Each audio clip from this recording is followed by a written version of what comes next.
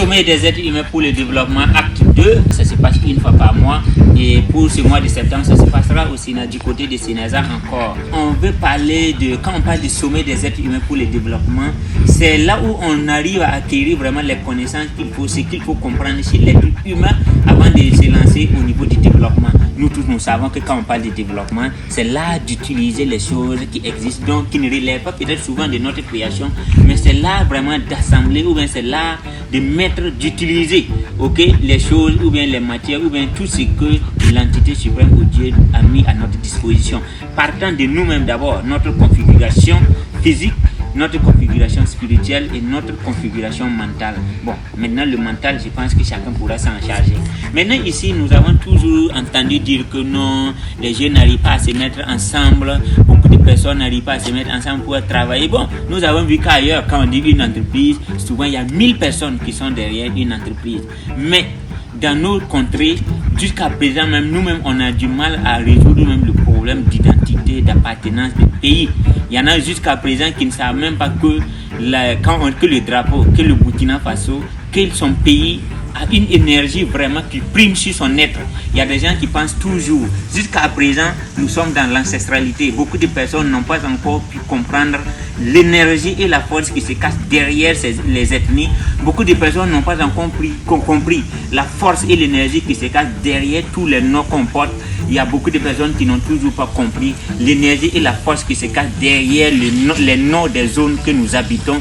Et surtout, l'énergie et les forces qui se cachent derrière les drapeaux, l'énergie et les forces qui se cachent derrière les noms des pays, et surtout l'énergie et la force qui se cachent derrière les emblèmes. Et nous avons étudié ça à l'acte 1 que nous allons revenir comme un petit résumé à l'acte 2, mais c'est pour aboutir à ce qu'on appelle l'art de travailler ensemble. Aujourd'hui, on a dit que les jeunes ne travaillent pas ensemble, on a dit que les gens n'arrivent pas à collaborer, la question des sous-traitants, on n'arrive pas à résoudre ça parce qu'on n'a pas encore eu des matières qu'il faut vraiment pour comprendre l'être humain lui-même en question ne se comprend pas. Voilà, et surtout ces appartenances qui sont des pactes. Il y a des gens qui ne savent pas que les noms et les titres, tous les titres que les gens portent, il y a des gens qui ne savent pas que réellement ce sont des pactes. Il y a des gens qui ne savent pas que ce sont des invocations. Il y a des gens qui ne savent pas que ce sont des contrats d'énergie. Vraiment qu'il faut connaître et maîtriser. Jusqu'à présent, il y a des gens qui n'ont pas pu réellement être capables d'utiliser les énergies de leur ethnie. Beaucoup sont toujours en échec sur ça. Beaucoup n'ont pas compris la puissance des zones qu'ils habitent.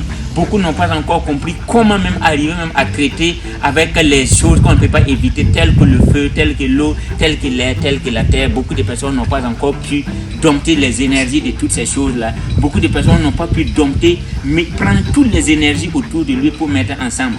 Et on veut collaborer. Par exemple, nous, à Southern Holding, que je salue tous les collaborateurs de Southern Holding en passant, on a beaucoup de nationalités à Southern Holding. On a beaucoup d'ethnies à Southern Holding et on provient réellement de plusieurs horizons. Mais on arrive à se mettre ensemble pour travailler. Pourquoi? Parce que chacun a arrivé à être au-dessus des forces qui se cachent derrière tous les titres qu'il a. Et surtout pour connaître ça, c'est avec le titre d'être humain.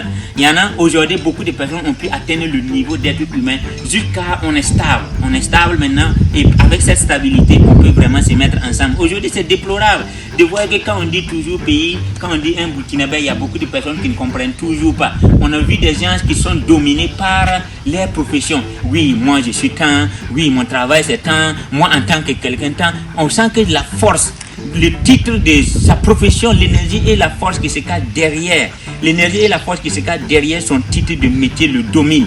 Au point où il ne peut même pas s'asseoir pour réfléchir, atteindre la vraie dimension pour pouvoir travailler, pour se développer. Ils sont des victimes de leur propre être. Beaucoup d'êtres humains sont victimes de leur propre être à cause des autres titres qu'ils ont. Et nous vous donnons vraiment rendez-vous au sommet des êtres humains pour le développement, pour avoir l'art d'utiliser ou bien l'art de maîtriser les énergies qu'on a pour pouvoir aller au développement. Parce que 2-3 personnes ne vont jamais se mettre ensemble si chacun n'a pas pu d'abord se dompter et dompter les appartenances qu'ils ont. Les gens ont dépassé les pays aujourd'hui, ils sont dans haute dimension. Malheureusement, jusqu'à présent dans nos pays, tu vas voir une grande personne, tu vas voir quelqu'un de 50 ans, 60 ans, que jusqu'à présent on peut l'acheter avec de l'argent. Oh merde!